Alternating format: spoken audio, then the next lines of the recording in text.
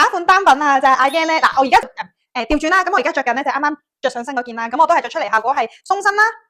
見到即係成個 fit 啦，跟住啱啱阿 Yan 講得啱啦，呢一度係有着跟嘅效果嘅。咁呢個係我嘅示範。咁阿 Yan 而家着緊呢件就啱啱有着過嘅，佢成件咧係通花嘅，通花。咁跟住之後你會望到咧，而家阿 Yan 呢一件咧，佢通花得嚟，所以如果你夏天咧呢一件你當一件好似冷氣衫咁樣啦，佢唔熱嘅。同埋咧，你會望到佢做咗個反領，再加埋呢啲咧拼咗色嘅留頭。咁我淨係做咗一個色啫，我冇做其他色，淨係做咗個白色嘅 top 俾你哋嘅。佢係偏短身少少嘅，短身少少。咁你哋當一件咧，好似用嚟襯榴蓮王牌或者襯牛仔褲啦，呢啲衫咧都係非常之百搭嘅。你可能入邊係着一啲吊帶背心啊、bra top 啊，你又唔想可能太過暴露或者點樣，你就可以即係襯一啲呢啲衫，就做一個少少嘅襯搭咯。咁入邊就我入邊呢個係着咗定係普通嗰啲 bra top 嚟嘅，咁其實你就襯翻類似白色啦或者黑色，其實都可以好容易去配搭啦。咁個手呢個位置咧都係有少少橡筋位置啦，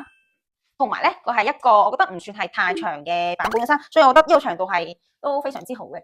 咁咧，如果好似阿 Yan 而家呢一啲咧叫通花嘅外套，呢件衫咧，其實我都係有控光過嘅。咁佢成件都係 keep 住可以做到咁柔軟啦，同埋佢個膊位咧，佢唔係正肩嘅，佢做咗一個落肩嘅設計嘅。咁所以相對性咧，嗰個效果咧，如果可能你本身個面料太過硬嘅話咧，佢呢個位會拱起嘅。但係因為佢個質地咧，其實都係好柔軟啦，同埋佢洗完咧都冇變硬嘅情況咧，所以我覺得係放心係賣俾你哋嘅。即係我覺得呢一件係好值得推薦俾你哋嘅一件單品嘅原因，因為洗完冇好大嘅變化啦，同埋佢個質地都 keep 住咁柔軟啦，同埋夏天佢通花嚟講都仲係可以做到一個好